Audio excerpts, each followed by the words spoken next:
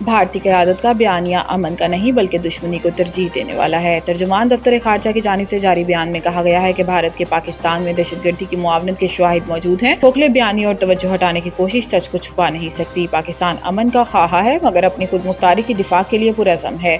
ترجمان نے کہا کہ بھارتی قیادت کا بیانیہ امن نہیں دشمنی کو ترجیح دینے والا ہے۔ بھارت کو پاکستان کو عدم استحکام کا ذمہ دار ٹھہرانا حقائق سے انحراف ہے۔ ترجمان دفتر خارجہ کا کہنا تھا کہ مقبوضہ کشمیر کا تنازعہ خطے کے امن و استحکام کے لیے بنیادی خطرہ ہے۔ پاکستان کشمیری عوام کی خواہشات اور UN قراردادوں کے مطابق حل کا حامی ہے، جبکہ مسئلہ کشمیر کو نظر انداز کرنا خطے کو بد اعتمادی اور تصادم میں جھونکنے کے مترادف ہے۔ ترجمان نے مزید کہا کہ حالیہ واقعات سے واضح ہے کہ جنگی جنون اور دھونس بے سود ہیں۔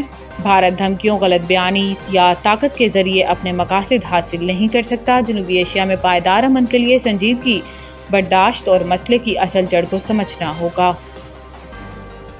نون لیگ نے ملک کو ایٹمی قوت بنایا، چین کے ساتھ مل کر JF-17 دیا۔ نواز شریف سابق وزیر اعظم اور مسلم لیگ نون کے قائد میاں محمد نواز شریف کا کہنا ہے کہ مسلم لیگ نون نے پاکستان کو ایٹمی قوت بنایا۔ پچھلی حکومت نے جو ملک کا حال کیا تھا اسے مسلم لیگ نون بتدریج بہتر بنا رہی ہے۔ نون لیگ کے نواز شریف نے لندن پہنچنے کے بعد میڈیا سے گفتگو کرتے ہوئے کہا کہ مسلم لیگ نون نے پاکستان کو میزائل ٹیکنالوجی دی، ہر شعبے کی ترقی میں مسلم لیگ کا کردار ہے۔ نواز شریف نے کہا کہ پچھلی حکومت نے جو ملک کا حال کیا تھا مسلم لیگ نون بتدریج اسے بہتر بنا رہی ہے۔ ملک کے حالات بہتر ہو رہے ہیں، معیشت بہتر ہو رہی ہے۔ سابق وزیر اعظم کا کہنا تھا کہ لوگ کام کو ووٹ دیتے ہیں، سیاست کے ساتھ ساتھ کام بھی ہونا چاہیے۔ نواز شریف نے کہا کہ ہمارے زمانے میں 4 سال تک روپیہ مستحکم رہا، شرح نمو 7 کو چھو رہی تھی۔ مسلم لیگ نون نے پاکستان کو ایٹمی قوت بنایا، چین کے ساتھ مل کر JF-17 بنائے۔ واضح رہے کہ نواز شریف اپنا چیک اپ کروانے لندن گئے اور وہ عید بھی وہیں گزاریں گے۔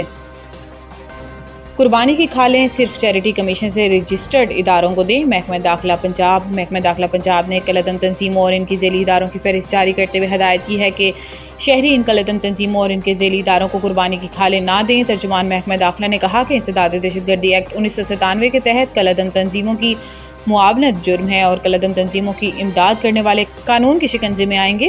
محکمہ داخلہ نے کہا کہ قربانی کی کھالیں صرف پنجاب چیریٹی کمیشن سے رجسٹرڈ اداروں کو دیں۔ رجسٹرڈ اداروں کی تصدیق ان کے سرٹیفکیٹ پر QR کوڈ سے کی جا سکتی ہے۔ ترجمان نے مزید کہا کہ شہری یقینی بنائیں ان کی امداد دہشت گردوں کی بجائے صحیح حقدار تک پہنچے اور اس کے لیے رجسٹرڈ اداروں کی تفصیلات محکمہ داخلہ پنجاب کی ویب سائٹ پر دیکھی جا سکتی ہیں، جبکہ پنجاب چیریٹی کمیشن اور نیکٹا کی ویب سائٹ پر بھی تمام کالعدم تنظیموں کی تفصیلات ہیں۔ بجٹ میں پیٹرول سمیت ہر قسم کی نقد خریداری پر اضافی رقم لینے کی تجویز۔ ذرائع FBR کے مطابق بجٹ 2025-26 میں نقد خریداری کی حوصلہ شکنی پر مبنی تجاویز فائنانس بل کا حصہ بنانے کا فیصلہ کیا گیا ہے۔ ذرائع کا بتانا ہے کہ پیٹرول پمپ سے نقد تیل خریدنے پر 3 روپے تک اضافی وصولی کی تجویز زیر غور ہے۔ اس سے پیٹرول پمپ پر ٹیکس چوری اور ملاوٹ پر قابو پانے میں مدد ملے گی۔ پیٹرول پمپس پر نقد کے ساتھ ڈیجیٹل ادائیگی کے اقدامات بھی کیے جائیں گے۔ QR code, debit, credit cards اور موبائل ادائیگی کے اقدامات کیے جائیں گے۔ ذرائع FBR کا کہنا ہے کہ مینوفیکچررز اور درآمد کنندگان نقد فروخت پر اضافی 2% ٹیکس لے سکیں گے۔ اس تجویز کو قابل عمل بنانے کے لیے کارپوریٹ سیکٹر کے ساتھ متعدد اجلاس ہو چکے ہیں۔ دکانوں پر نقد خریداری پر بھی اضافی ٹیکس عائد کرنے کی تجویز زیر غور ہے، جبکہ ریسٹورنٹس پر پہلے ہی کارڈ سے ادائیگی پر ٹیکس کی چھوٹ ہے۔ ذرائع کا بتانا ہے کہ یونٹ مینیجر، جیولرز، شادی ہالز، ڈاکٹر اور وکلاء کو ٹیکس نیٹ میں لانے کی کوئی تجویز زیر غور نہیں۔